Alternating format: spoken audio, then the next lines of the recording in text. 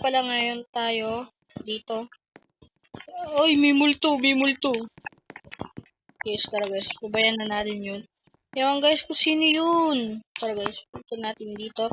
Nag-explore pala tayo. Ito yung Bongyo Sakura. Ewan guys, yan yung poster.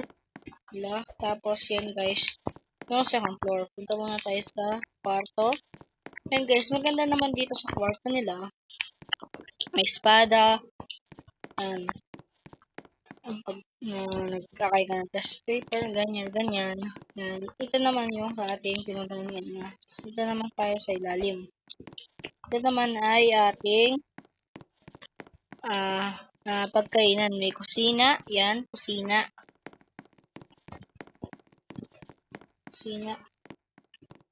Yan guys, kusina. Tapos yan yung ating banyo. Banyo